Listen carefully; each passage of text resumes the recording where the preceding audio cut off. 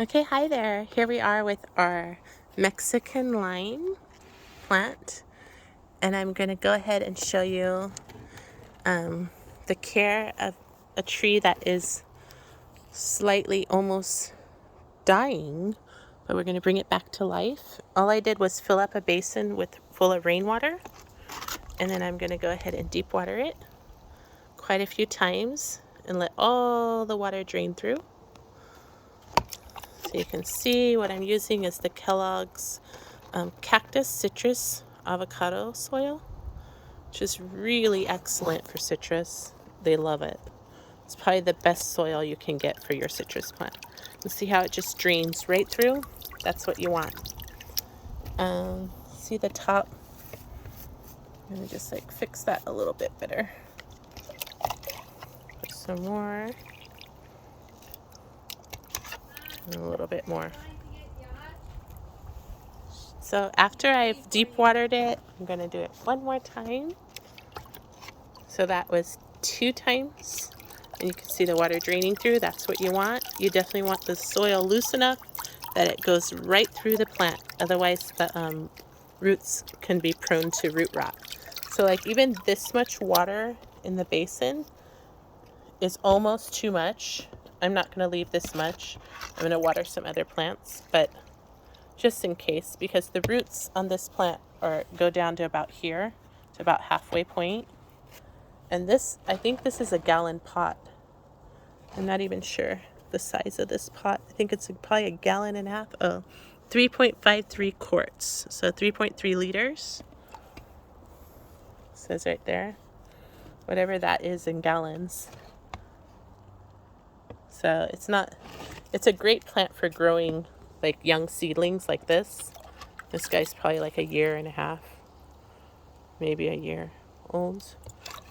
And I don't think it's grafted either. So I think it's just propagated from another lime tree. But Mexican key limes are excellent citrus to grow. The only difficult thing with growing them is the cold, the frost. And then also keep the soil moist. You don't want to let it dry out too quick, especially when it's this young.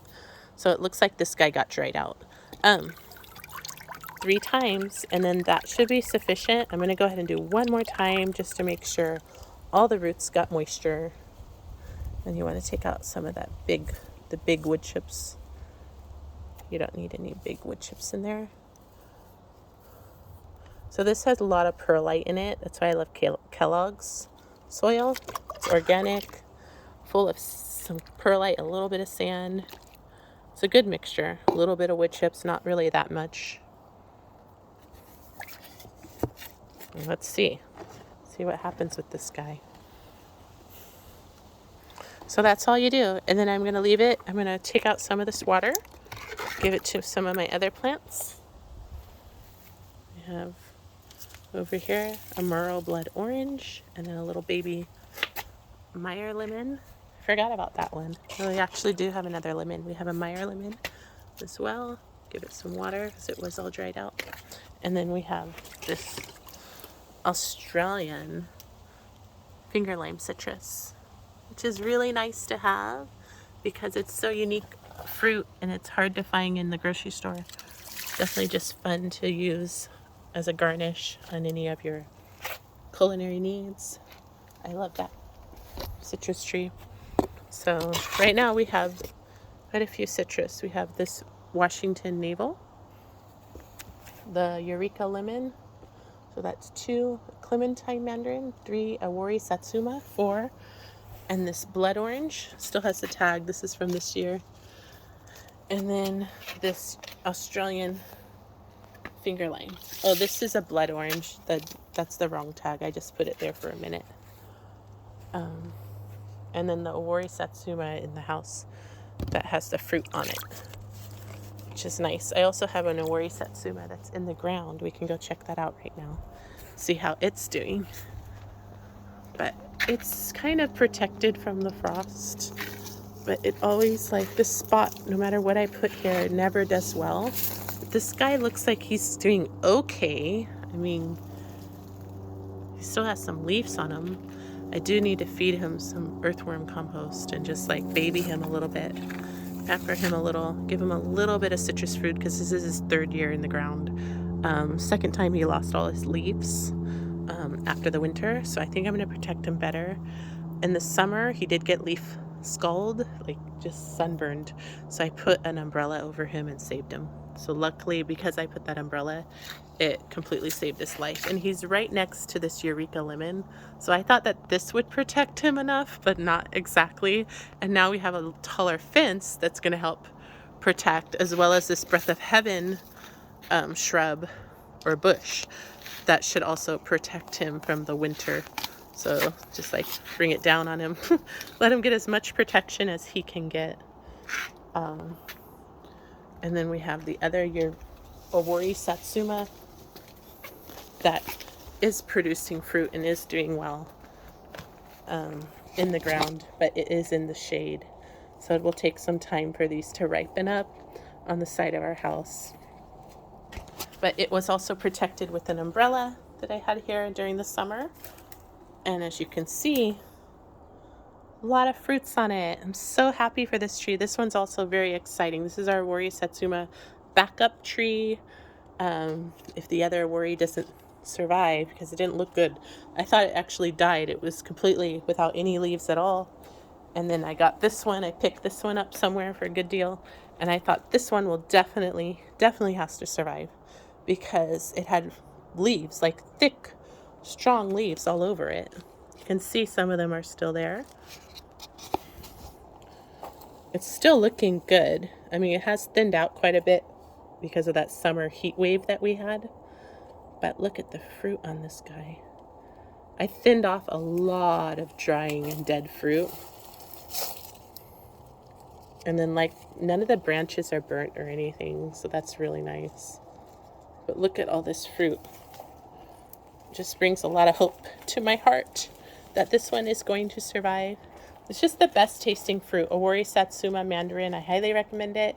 If you like the zipper pill citrus, definitely pick one of these up and you will not be disappointed, unless you plant it in the wrong spot and it almost doesn't survive. Then you might be a little disappointed, but you can always get it back up and see how that does. I eventually have to take this trellis stake off because it came with that. I'm just scared because of the wind, and I put this water bag on it, which doesn't really work.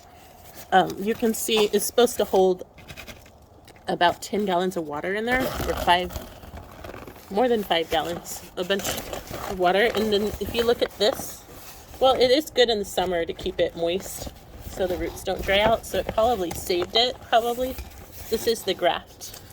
So you can see that it has been grafted, and it's probably getting choked a little bit, so I'm going to have to take off this stake eventually.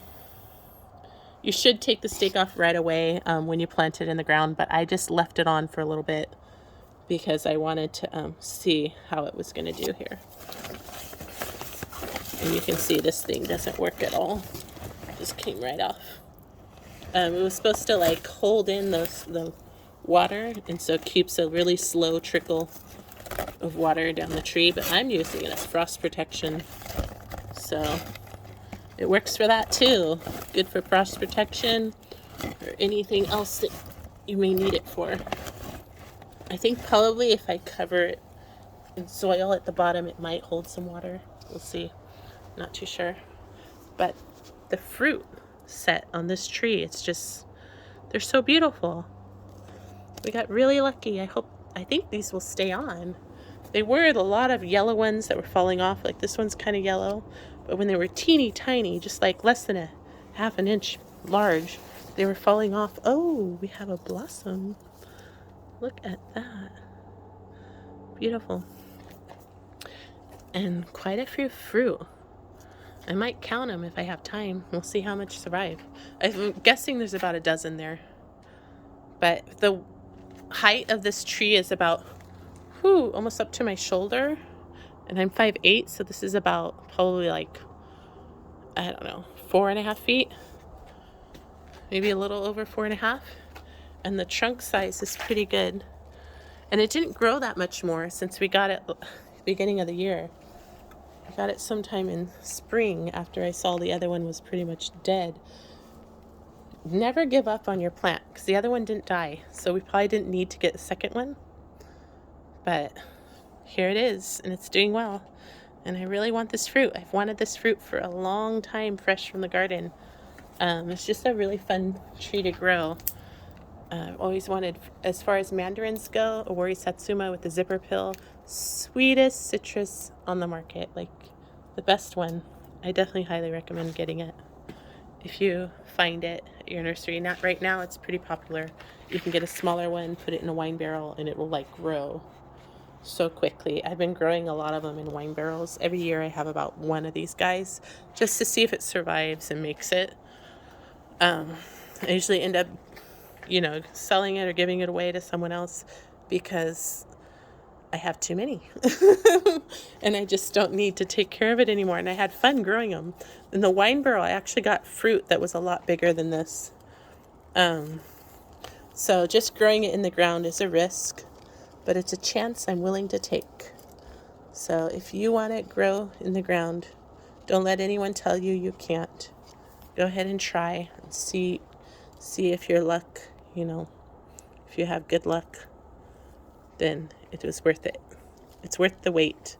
Definitely a slow grower, but highly recommend it. Definitely worth the wait. And it does have the shape of an umbrella, drooping umbrella. See how the branches droop over? That's the standard for Owari Satsuma. You can pretty much see that it's going to be laden with fruit and it's going to hang and droop over just like an umbrella tree. I can show me my clementine. Right now there's no fruit on it. But Owari Satsuma mandarin, highly recommend it. And then back to our lime tree and what we're doing with that tree and how it's growing.